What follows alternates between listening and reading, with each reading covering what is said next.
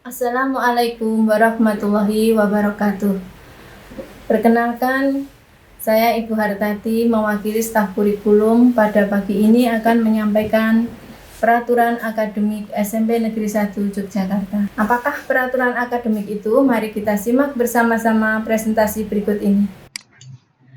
Peraturan akademik SMP Negeri 1 Yogyakarta tahun pelajaran 2020-2021. Apa itu peraturan akademik sekolah?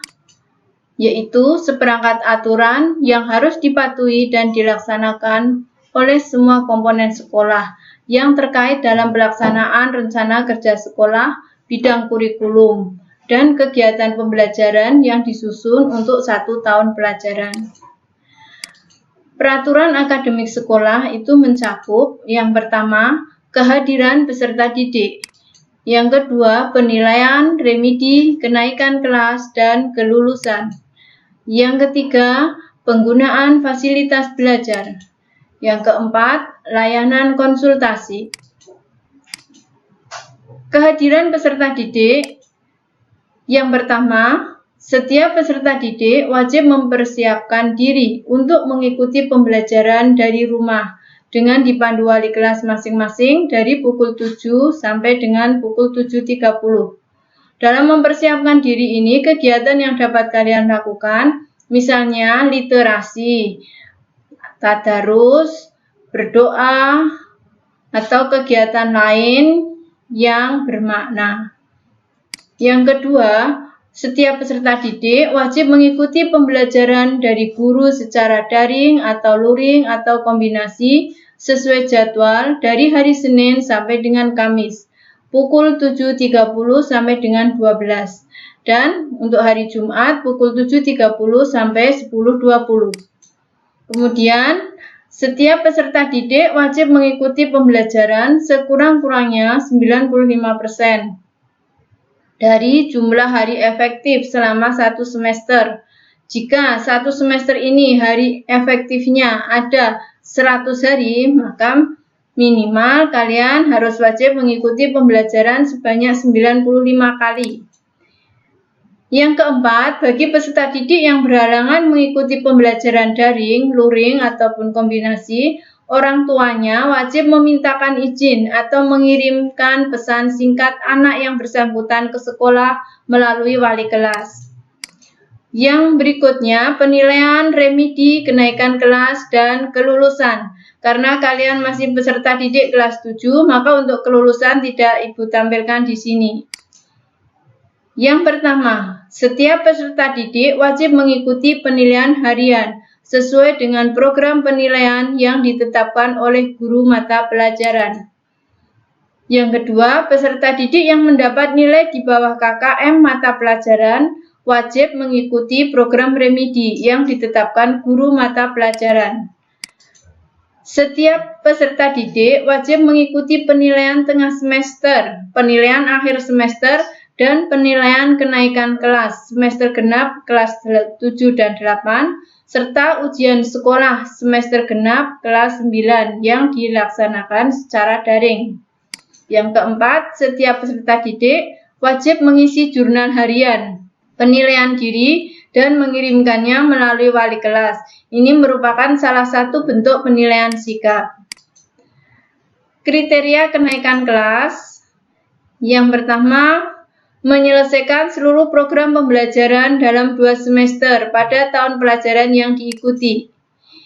Mencapai tingkat kompetensi yang dipersyaratkan minimal sama dengan KKM. Ini misalnya untuk mata pelajaran PKN.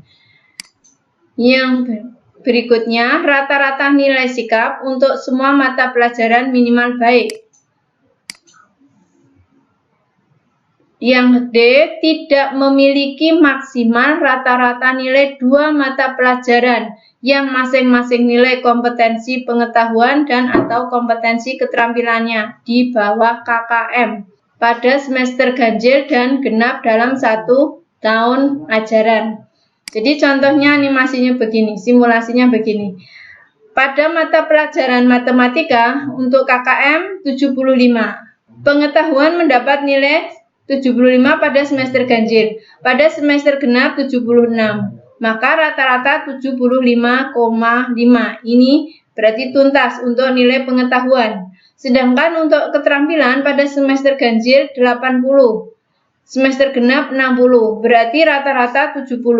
Berarti untuk mata pelajaran matematika dalam 1 tahun ajaran ini tidak tuntas. Kemudian IPS, untuk KKM 75, semester ganjil mendapat nilai 70, semester genap 77. Maka rata-ratanya 73,5. Ini untuk pengetahuan berarti tidak tuntas. Keterampilannya 80, berarti tuntas, tetapi secara 1 tahun mata pelajaran IPS tidak tuntas. Berarti kalau matematika dan IPS ini 2 mata pelajaran tidak tuntas. Jika ada lagi IPA, pengetahuan mendapat nilai 78 pada semester ganjil, pada semester genap 68. Jika di rata-rata 73, keterampilan mendapat nilai 68 pada semester ganjil, pada semester genap 70. Maka rata-ratanya 69. Nah, ini kalau dua-duanya pengetahuan maupun keterampilan tidak tuntas juga tidak tuntas. Jadi kalau ada 3 mata pelajaran ini tidak tuntas, maka tidak naik kelas. Jadi maksimal hanya boleh 2 mata pelajaran saja yang tidak tuntas. Berikutnya, nilai ekstrakurikuler pendidikan kepramukaan minimal baik, sesuai dengan kriteria yang ditetapkan oleh satuan pendidikan.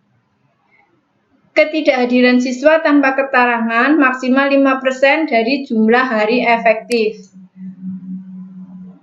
Berdasarkan hasil rapat pleno Dewan Guru, yaitu dengan mempertimbangkan kebijakan sekolah seperti minimal kehadiran, ketaatan pada tata tertib, dan peraturan lainnya yang berlaku di sekolah tersebut.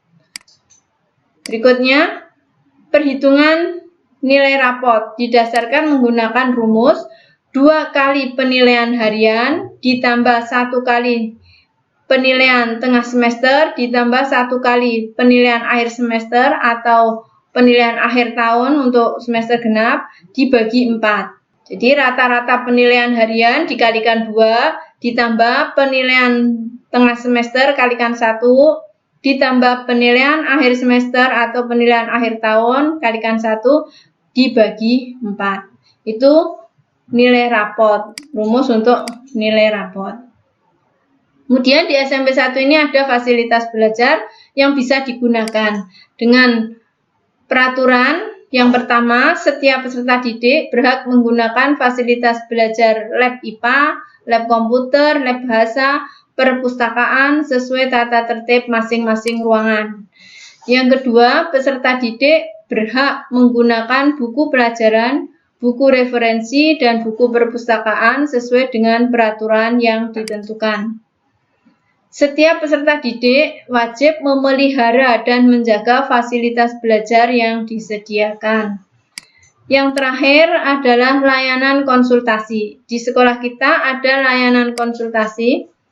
Yang pertama, setiap peserta didik berhak mendapatkan layanan konsultasi atau bimbingan dari guru mata pelajaran, dari wali kelas maupun dari guru BK. Yang kedua, setiap orang tua atau wali murid peserta didik berhak mendapat layanan konsultasi atau bimbingan dari guru mata pelajaran, wali kelas, dan guru BK yang berkaitan dengan peserta didik. Yang ketiga, apabila guru mata pelajaran, wali kelas, dan guru BK tidak mampu mengatasi masalah peserta didik, maka masalah tersebut diserahkan kepada kepala sekolah. Yang keempat, setiap peserta didik dan atau orang tua atau wali peserta didik wajib mengedepankan etika dan sopan santun saat berkonsultasi dengan guru mata pelajaran dan wali kelas maupun guru BK. Demikian peraturan akademik sekolah kita SMP Negeri 1 Yogyakarta. Bisa dipelajari lebih lanjut di laman webnya SMP Negeri 1 Yogyakarta. Terima kasih. Assalamualaikum warahmatullahi wabarakatuh.